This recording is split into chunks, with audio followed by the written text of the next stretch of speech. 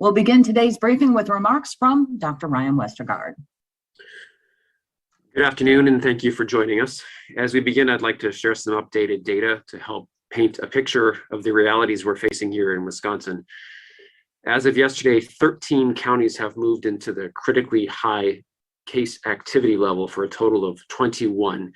All other counties in Wisconsin have reported a high case activity level. Wisconsin as a whole is also at a very high activity level. We're reporting 2,340 new confirmed cases today. Our 7-day average of new daily cases is 2,416, which is up an increase of 1,665 from 1 month ago. Preliminary data shows that case rates among children under 18 has reached levels last seen at the height of last fall's surge. Statewide, 96% of ICU beds and 97% of intermediate care beds are currently in use. That means many of our hospitals are operating at capacity or will be at capacity in the coming weeks or even days. Today, we're also reporting that 17 more Wisconsin residents have died from COVID-19. Our total deaths have now reached 7,997. Our hearts continue to go out to the families and friends who have lost someone to this disease. Due to the highly infectious Delta variant, COVID-19 is continuing to spread in our state. It's stretching our hospital capacity. With cold and flu season right around the corner, it's important to get your annual flu shot to help keep you and your loved ones out of an already burdened healthcare system. And similar to the recommendation that you get a flu shot every year, certain populations who are at increased risk of exposure to or transmission of COVID-19 are recommended to get a COVID-19 booster dose. And that's what we're here to talk about today.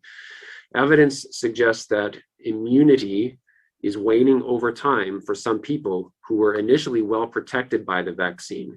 For these people, a booster dose will strengthen and extend their protection against infection, serious illness, and hospitalization and deaths from COVID-19. It's important to remember that all the authorized COVID-19 vaccines offer strong protection after the primary series. Getting every eligible person vaccinated continues to be our most important strategy for preventing severe disease, hospitalizations, and deaths.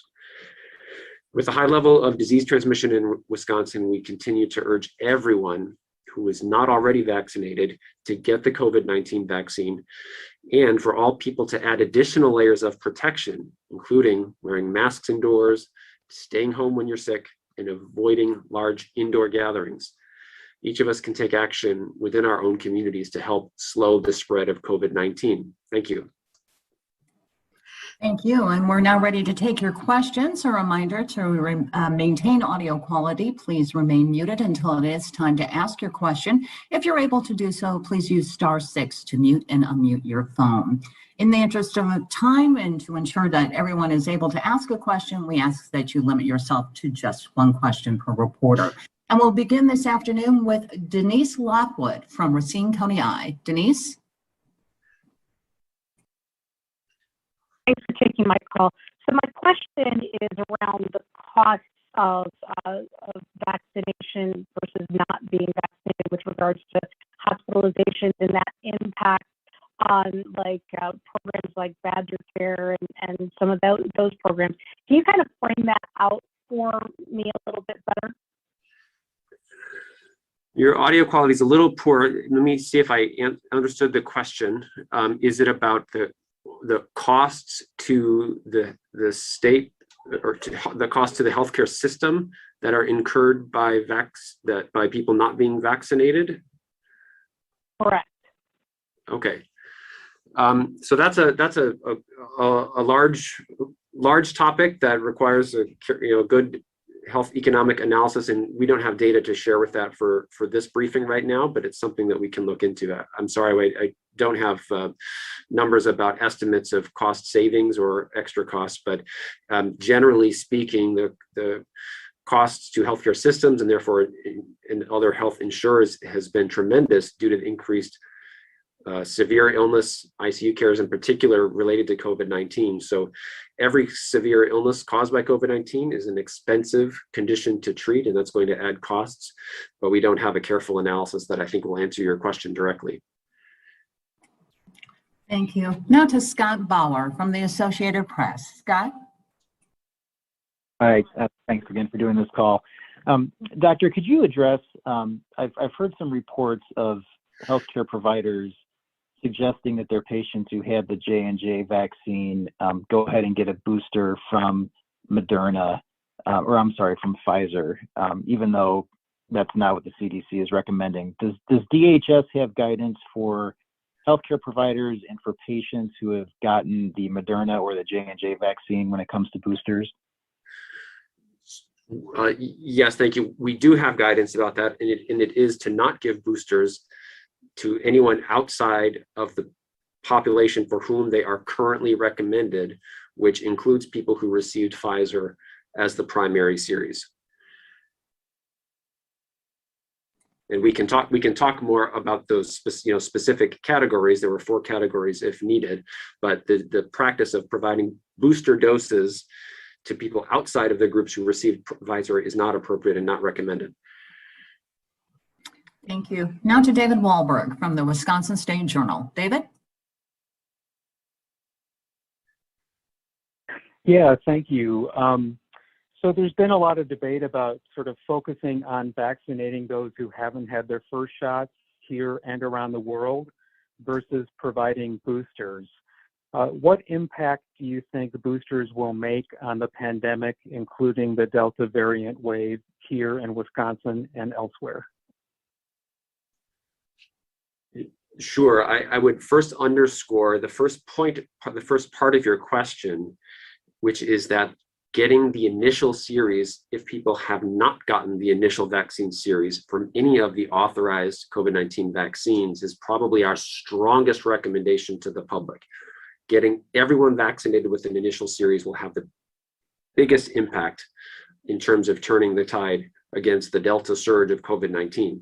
Now, that being said, the data that were reviewed by the CDC's advisory committee last week and the FDA committee the week before that showed that even though the Pfizer vaccine primary series was highly effective and has translated to many saved lives and averted hospitalizations, when we follow the data out 6 months or more, the level of protection, the percent efficacy, seems to be waning.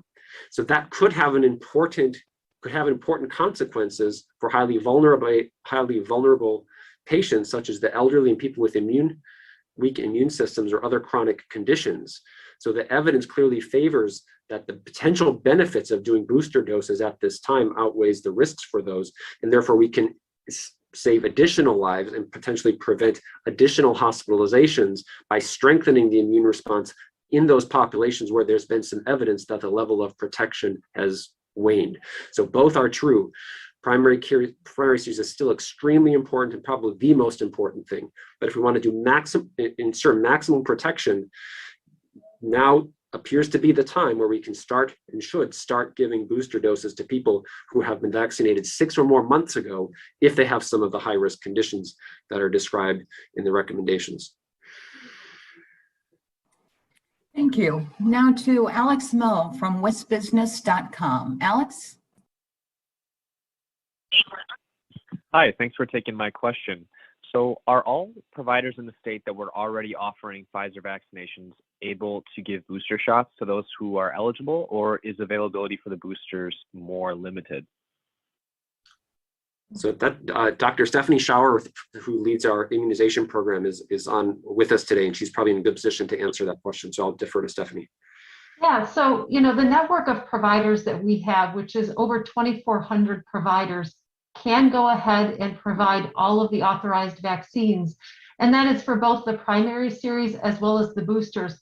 It's important to note that the vaccine that is for the booster, it's the same vaccine, whether you're giving the primary series or the booster. It's the same vial, the same dosage.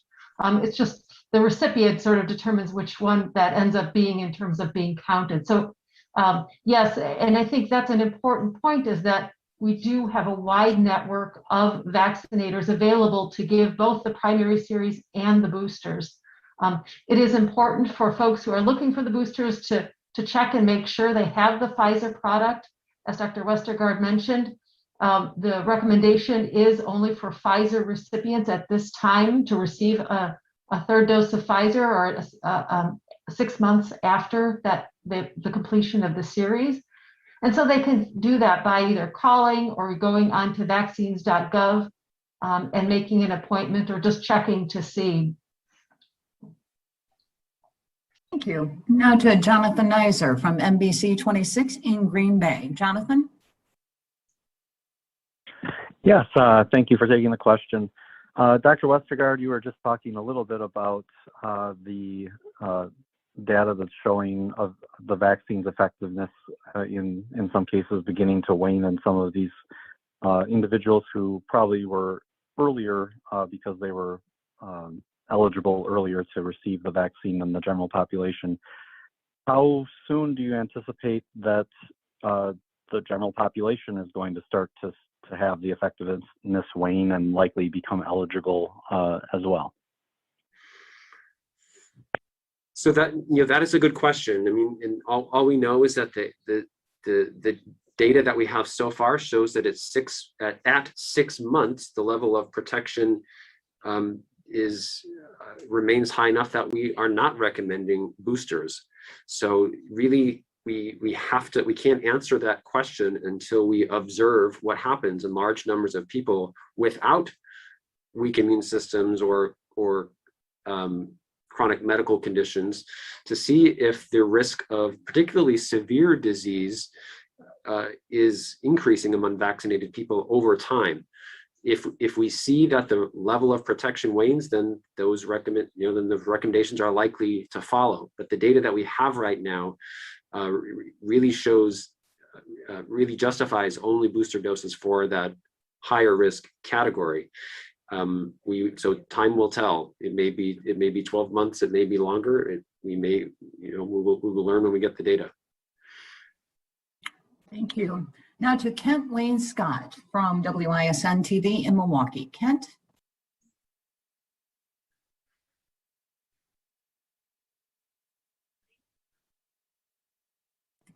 And a reminder, *6 unmutes your phone. Kent Wayne Scott from WISN.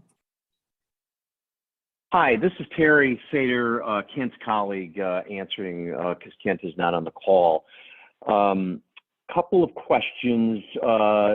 How soon will booster shots be available for J&J and Moderna fully vaccinated people? And of the Pfizer recipients who are fully vaccinated, what percentage of those people are eligible for booster shots now? So there were two questions. The first question was about, do we know the timeline for approval or authorization of boosters for people that received Johnson & Johnson or Moderna? We do not. The process will be the same. The manufacturers will submit data and a request to have booster doses authorized. That is happening probably imminently, if not already. And then the data get reviewed first by the FDA Advisory Committee, and then the CDC Advisory Committee on Immunization Practices, and we will have a recommendation. So that process will need to play out. Again, I haven't heard a specific timeline. The second question was what proportion of Wisconsin residents who received the Pfizer vaccine as a primary series are eligible for boosters. I don't know that precisely. Dr. Schauer, do you have an estimate of that, or can we get back to the? Yeah, it's a bit hard to go ahead and estimate, because not only does it include individuals with high risk conditions, but also individuals in particular occupations, as well as individuals may, based on their own individual risk and their occupation, may make that decision. So there's some gray area regarding that we just don't have that data for. We do know that all 65-year-olds who received Pfizer certainly would be eligible, but some of those other groups are a little more difficult to put a number on. Thank you. Now to Rhonda Fox from WKOW-TV in Madison. Rhonda? Hi. Hi, thank you for taking my question. So I just talked with UW Health, and they report people have been mixing vaccines, one, because they feel it provides a broader protection against COVID-19 and the Delta variant, and two, because Pfizer is the only vaccine available right now that has a booster shot.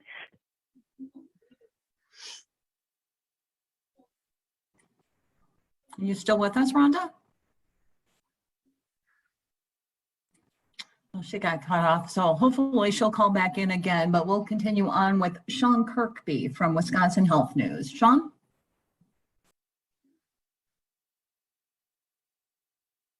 Hi, thanks for holding this. I'm just wondering, can you talk a little bit about what DHS is going to do to help get booster shots into long-term care facilities and what they're doing to help facilities administer these shots? Thank you. And I can take that one. I think first thing is to, if folks recall, is that for our skilled nursing and the assisted living facilities, who we use the Federal Pharmacy Partnership Program, is that we had them deliver Moderna vaccine. So at this particular juncture, though many of the individuals in long-term care facilities are not yet eligible because of having received Moderna and not yet Pfizer. However, we still continue to plan and work with them. We have worked with all of the skilled nursing facilities and have assured that they have a vaccinator already lined up to provide vaccines when folks become available. And then we continue to work with the assisted living to also make sure that they have options for vaccination and have a vaccinator lined up. For some of them, that may mean a pharmacy going into that particular facility, and for others who may have a sort of a smaller group home where folks may be younger or more mobile, is they may be able to make an arrangement where they can take folks to a local pharmacy at a prearranged time and ensure that they receive vaccine in that way. So not only are we engaging pharmacies and building on the relationships that were built for the first go around, and for many of the vaccinators we now have in the space, we now have many more vaccinators, pharmacies, commercial vaccinators, not to mention local and tribal health and healthcare providers, all who have played an important part in vaccinating this part of the community. So really continuing to rely on that even more robust structure in place. And then certainly where there are gaps identified, the state certainly working with locals and making sure that every facility has an avenue for vaccination for their staff and their residents. Thank you. Now to Eric Gunn from Wisconsin Examiner. Eric?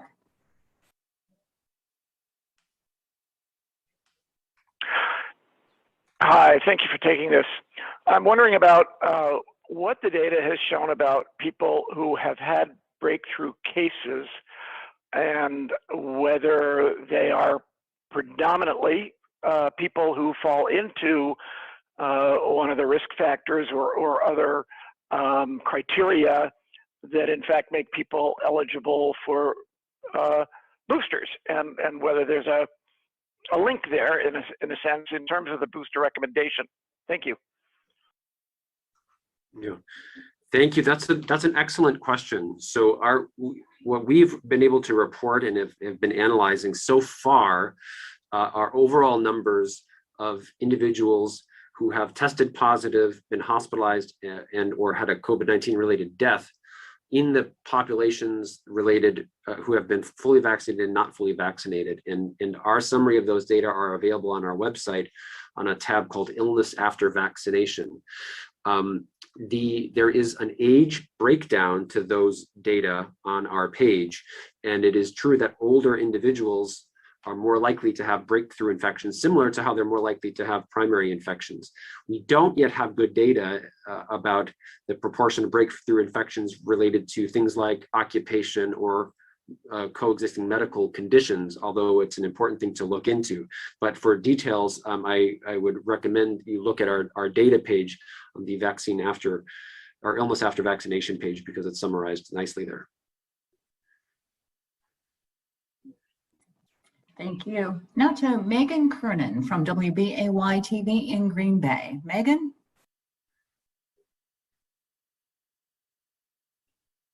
Hi, thank you for taking my question. I was wondering if there is a fear that the rollout of booster shots will lead some people to question the effectiveness of the vaccine in the first place. So that I think that's also a good question.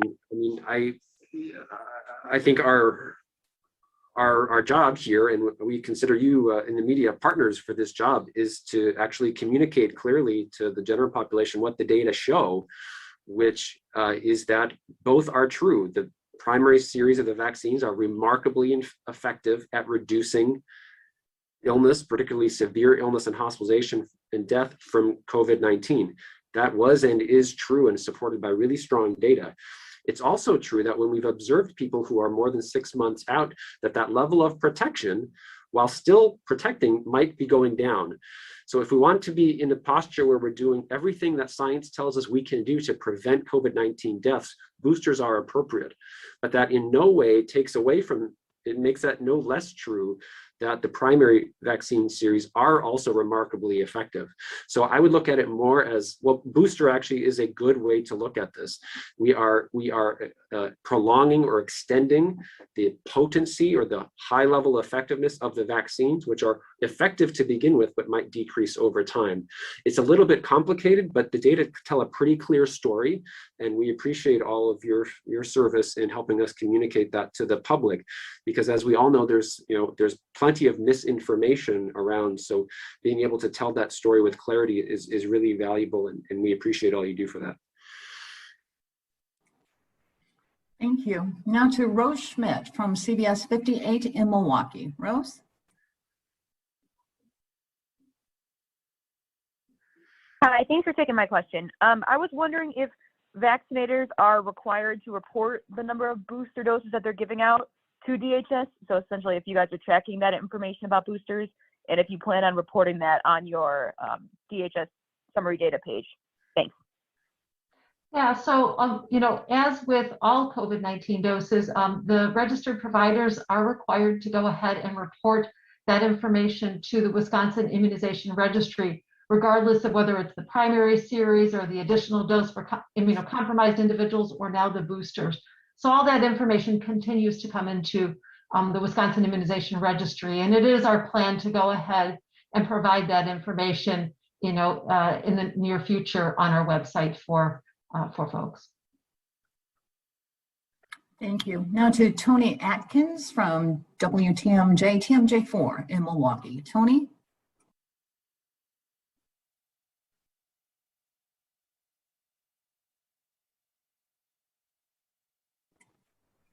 And a reminder, *6 unmutes your phone. Tony Atkins from TMJ4.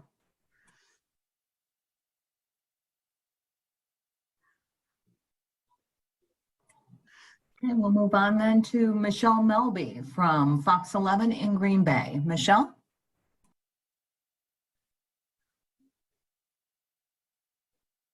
Hi there, this is Ben Krumholz filling in.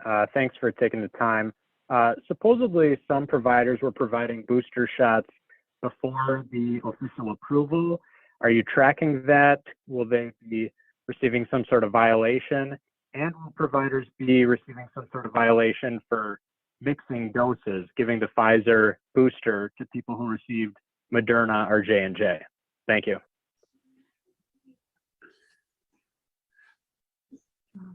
So I can start with that. I mean, I think certainly we do go ahead and look at the data in the WER and do identify practices whereby clinicians may be inadvertently giving doses incorrectly, and do some follow-up to make sure that they are following the current ACIP guidance and really provide technical assistance. It's so important that providers continue to stay within the EUA because that is really where they have the most protection. It's where the data is supporting and what the recommendations are. And so they do need to stay within that. And so we do work with providers to make sure that they are doing that. With respect to the boosters, we have had the recommendation for immunocompromised individuals to receive a third dose at least 28 days after their the second dose or their primary series finishing. And it's difficult for us to know if they're administering it because of that reason, or if it were a very early booster. So we do continue to provide information and reminders and technical assistance to our stakeholders on weekly webinars and through written materials, really encouraging them to follow the data-driven recommendations. Thank you. Now to Hope Kerwin from Wisconsin Public Radio. Hope? Hi. Hello. It seems like the criteria for getting a booster for someone with an increased risk of exposure from a workplace setting, that could include a lot of people. So I'm wondering if you could talk about, like, are you recommending all manufacturing workers, for example, plan to get the booster, or, what recommendation, I guess, would you have for those very broad categories?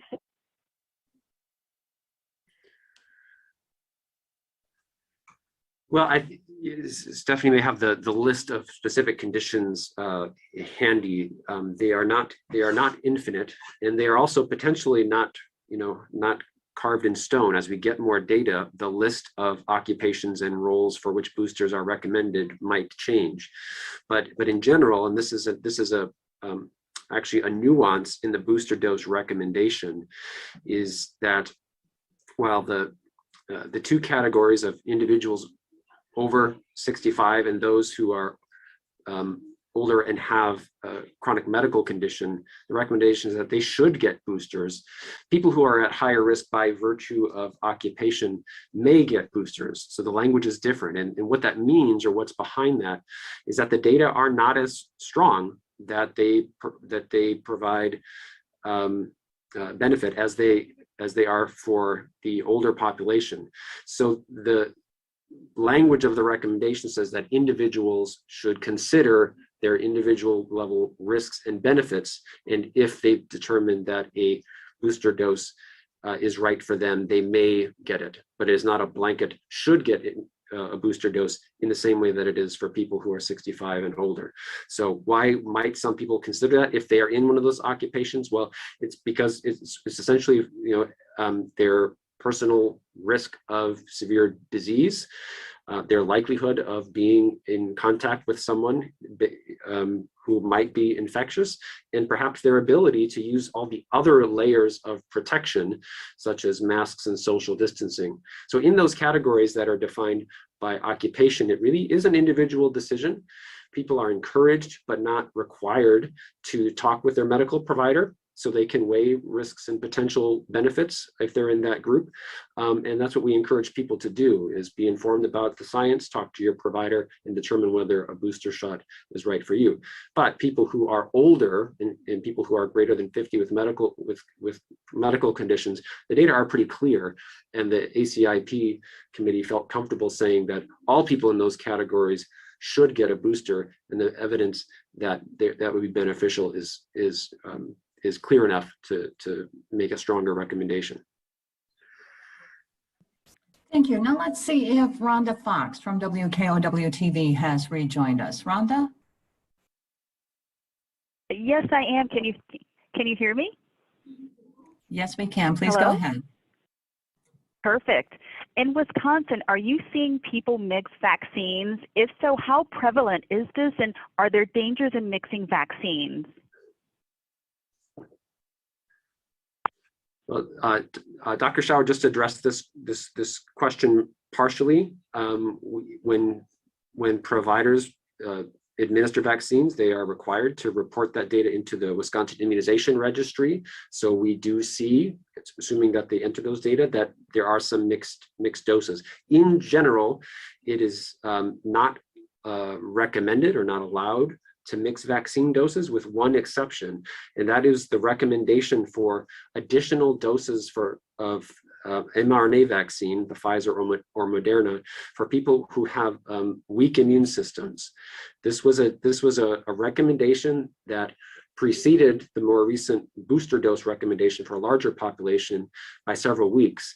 And the concern there was that if an individual who has a weak immune system, because of cancer treatment or treatment for an inflammatory condition or an organ transplant, they may have not responded initially to the Pfizer or Moderna vaccine, and giving a third dose 28 days later can be beneficial and should be recommended. Now, there was language in that recommendation that you ought to, and we strongly encourage people that the norm is using the same product for that third dose as the first two. But if there were not available in the region, they allowed for mixing doses. So mixing doses should be very rare, and in most cases, and in all cases related to people who are eligible for boosters, rather than that smaller category of people with weak immune systems, it is actually not allowed. And the ACIP, the committee for the CDC, specifically did not choose to recommend booster doses for people that received the Moderna series for their vaccine for their primary series or Johnson & Johnson. More data will be coming. Those decisions will be revisited in the future. But as of right now, there's no recommendation to give booster doses unless the primary series was the Pfizer. Thank you. Now let's check and see if Tony Atkins from TMJ4 in Milwaukee has rejoined us. Tony?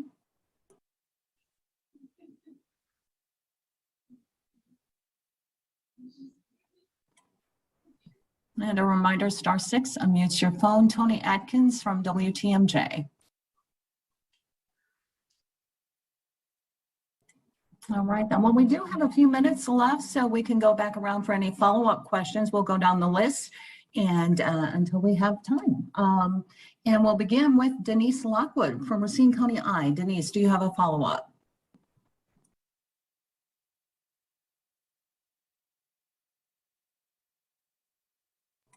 Okay, moving on then to Scott Bauer from the Associated Press. Scott. Yeah, thanks for the opportunity for follow-up. Dr. Westergaard, as I look at the graph of new cases, it does appear that we're on a bit of a downward trend from the past week or so. Do you, and I realize, I appreciate your opening comments about the critically high levels, but is there enough data to show that maybe we hit the peak a week or so ago and we might be on the downside here? Yeah, thanks for that question. I don't think there's enough data to say that we've reached the peak or on the downside. There is a formal definition for that CDC has applied, and I guess one piece of good news is that in many states around the country, particularly in the southern regions, which really had a large surge about a month ago, there is a statistical signal that new cases are decreasing. So the trend of shrinking cases. There's not yet, as of early this week, been an indication that hospitalizations or deaths are decreasing, or specifically that deaths are decreasing. But cases seem to have turned the corner in the southern states that had the earlier experience of these Delta surge. So we have not seen that signal in Wisconsin. We cannot conclude that we've plateaued or turned the corner. We're very hopeful that we have, that the trend that we've seen in other states is encouraging. One potential reason for concern, in my view, is the weather. This was a time last year when we had a fall surge of cases, and then as the weather changed, as activities moved indoors, we saw that continue to go up. And that's an issue that really hasn't been experienced elsewhere in the country, so we need to remain vigilant. I think it's a mistake to assume that, because after 2 months, the Delta surge kind of ran its course in Florida, that we just need to hold tight and it'll run its course here in a few weeks. We very much hope to see that. We can't get to the other side of this Delta surge soon enough, but it won't necessarily happen by itself. We need to continue to implement prevention strategies and remain vigilant as the situation changes. And as all respiratory viruses tend to pick up around this time of year, that is potentially a contributing factor why we may not turn the corner as fast as some of those states in the southern part of the country did. But so in short, we're hopeful, but I don't think it's accurate to say that we've so far seen evidence that this surge is on the decline. Thank you. Now to David Wahlberg from the Wisconsin State Journal. David, do you have a follow-up? Sure, thank you. So for those people for whom boosters are recommended, obviously flu shots are also recommended.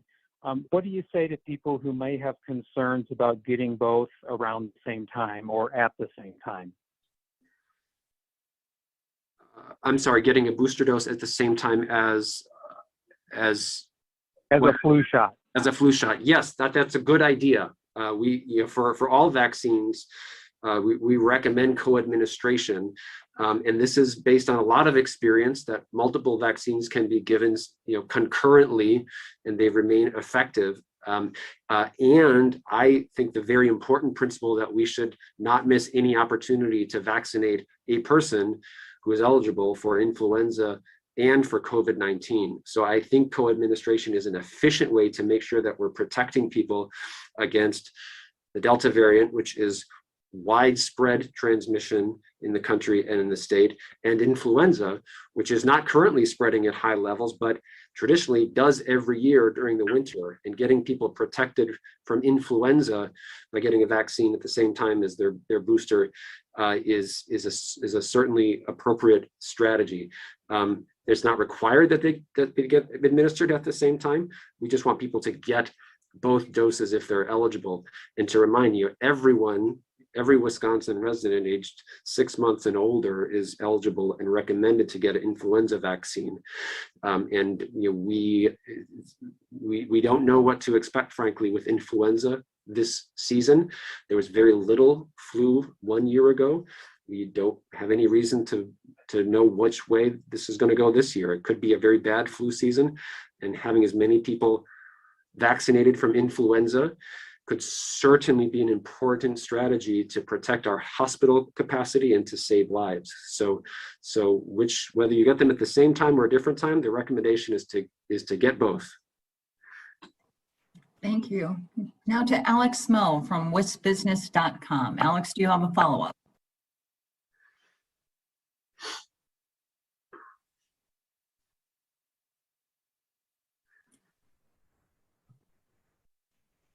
Alex Mo?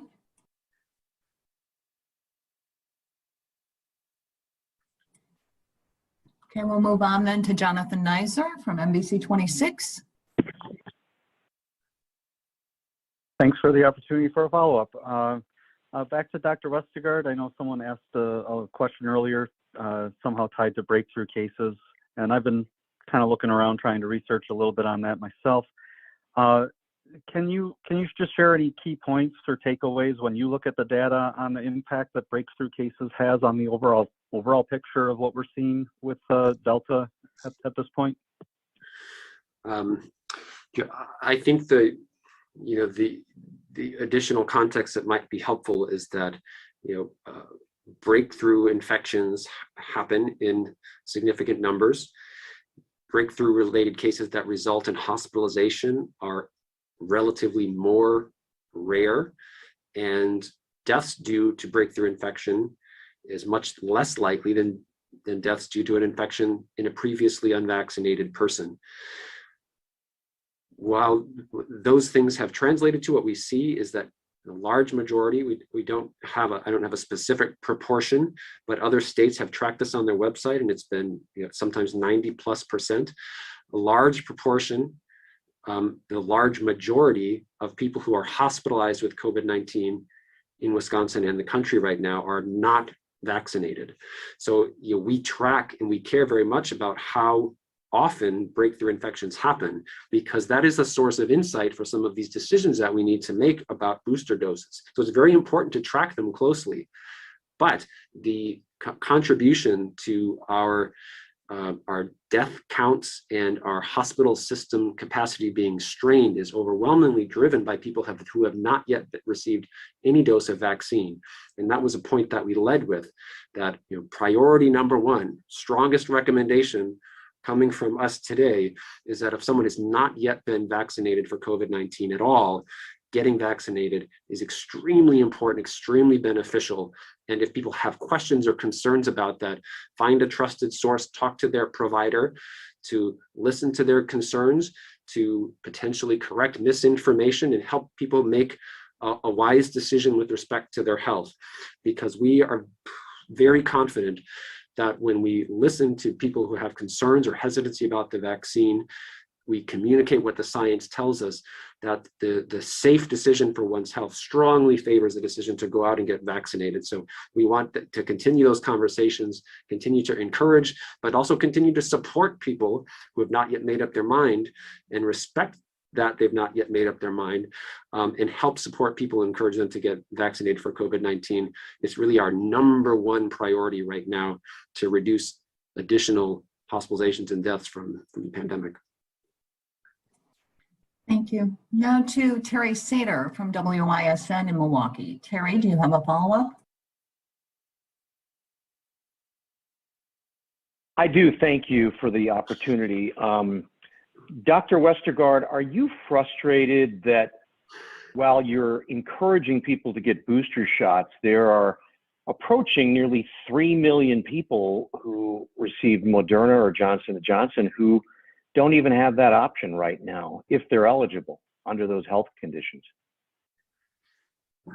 So is it frustrating? No, I think it's the right call right now. And why I think that is, when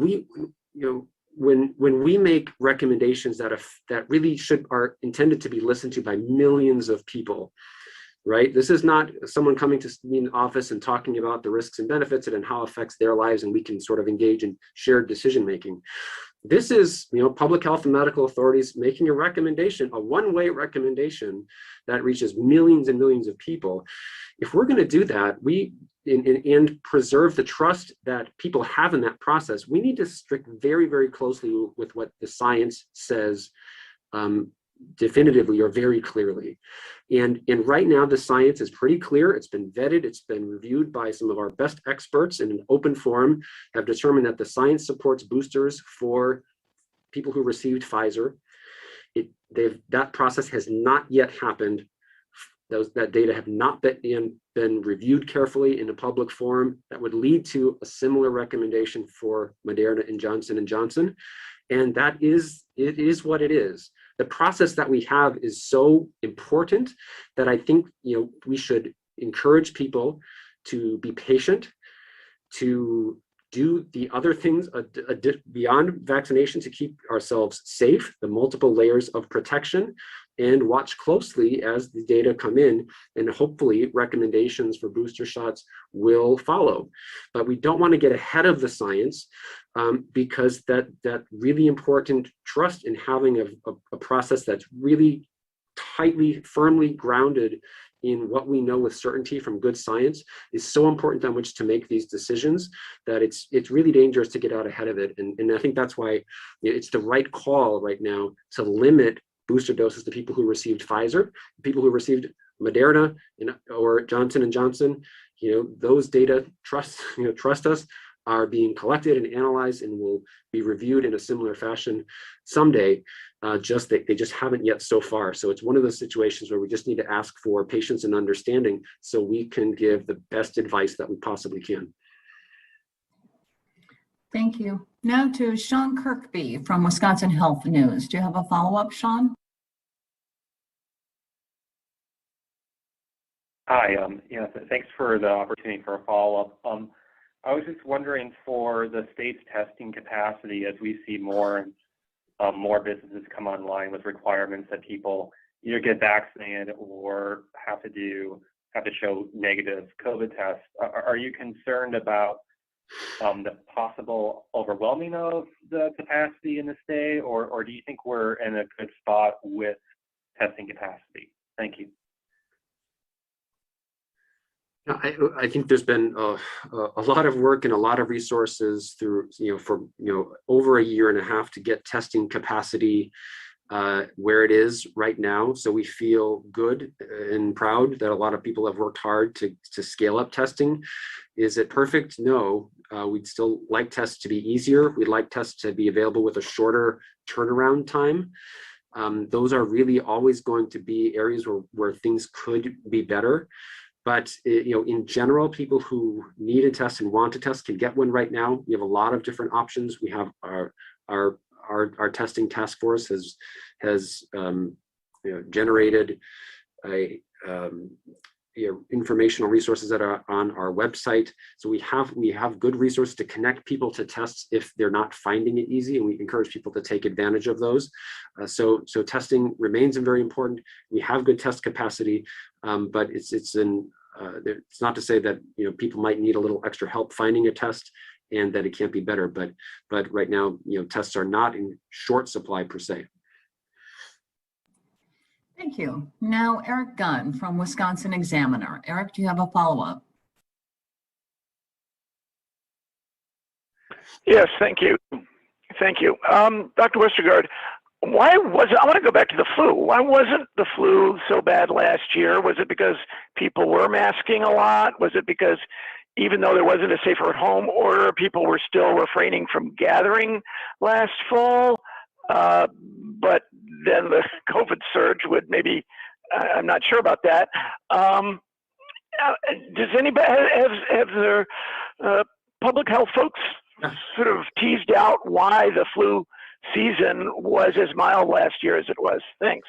Yeah, no, it's a great question, a really interesting one. The answer is probably all of the above.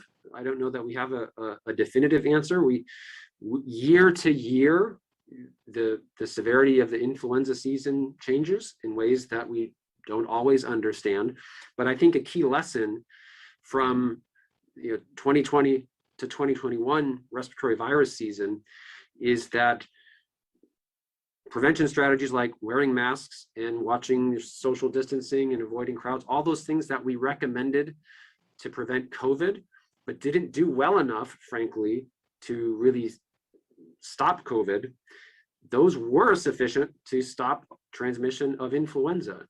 That makes sense when we think about what we've learned by studying the virus, that SARS-CoV-2, the virus that causes COVID-19, is several times more easily transmissible than influenza virus.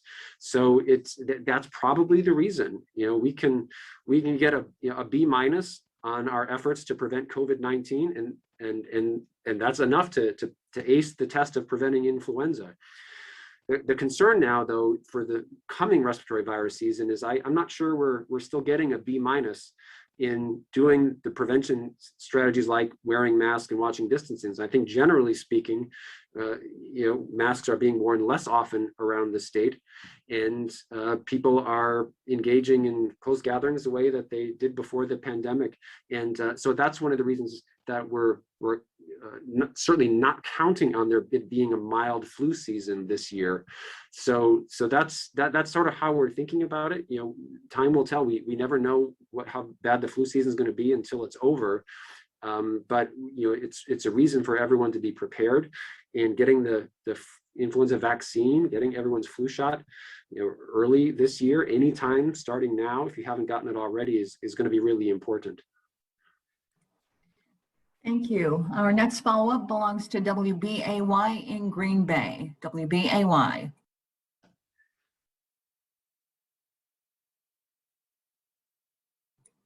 Okay, moving on then to Rose Schmidt from CBS 58 in Milwaukee. Rose, do you have a follow-up? Yes, I do. Thank you so much for allowing this opportunity. I want to go back, Dr. Westergaard, to last week. I know that the FDA advisors had overwhelmingly rejected to make boosters available for everyone 18 and older. We talked to an organization in the state last week that was upset about that and said, I wish that they had just opened up this boosters categories to everyone. Can you talk about sort of what the data is showing and why these specific groups should get a booster / may get a booster, and kind of why they decided not to open it up to everyone? Thanks. I think generally it's what the evidence suggests is the balance of benefits over potential risks, and the data and the evidence that the ACIP reviewed showed increases in hospitalizations and severe infections among people who are older in a way that the data did not support it for people who were younger without medical conditions. So there really just wasn't evidence that there's a lot of benefit right now. And so, like I said before, we need to make our recommendations based on good evidence. So the data weren't there to make that call. in general, the risks of COVID-19 vaccination are very small, even compared to many other vaccines that we're using, but they're non-zero. And for example, people who have received the mRNA vaccines, the Pfizer and Moderna, there have been relatively small, but not insignificant numbers, particularly of younger patients who have had myocarditis and pericarditis, so inflammation of the heart. So those tend to be mild and not fatal, and they get better, but it's unpleasant. It's a complication that sometimes results in hospitalization, without strong evidence that there's additional benefit of getting a booster dose, it's really not appropriate for us to recommend people when there are some risks. So I think that's really why. And again, time will tell whether ultimately there is some interval after which a booster dose clearly is beneficial for 18 to 50-year-olds without chronic medical conditions, but we don't have those data yet. And we're constrained by making recommendations to things that we have good evidence for. Thank you. Now, the next follow-up belongs to Fox 11 in Green Bay. Fox 11?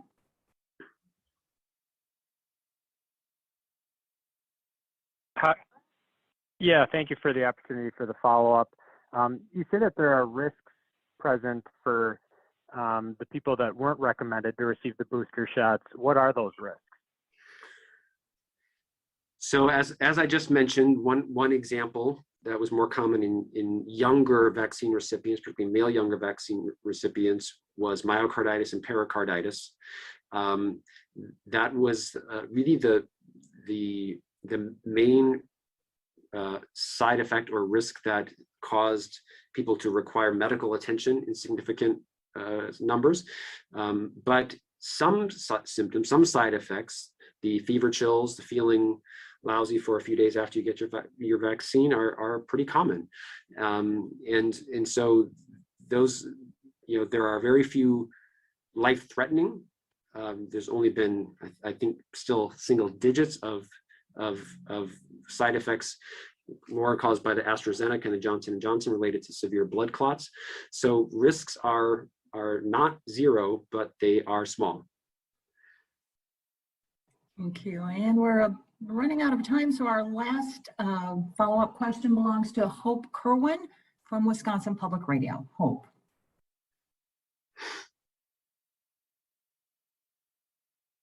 I had a question about the at-home test kits that DHS is providing. I'm curious what demand has been like for the at-home testing kits and if you still have an adequate supply to meet that demand. That is a good question, and I will have to get back to you. The program, the Vault testing, where people can request an at-home test kit, has not been discontinued. The volume that it's being used right now isn't something that I know handily, but happy to follow up by email to get you more details that could help you. We definitely will do that. And that will conclude today's briefing. Our thanks to Dr. Ryan Westergaard and Dr. Stephanie Schauer for participating, and to all of you for joining us. Please continue to monitor the DHS COVID-19 web pages for data and guidance. Be safe and have a great afternoon.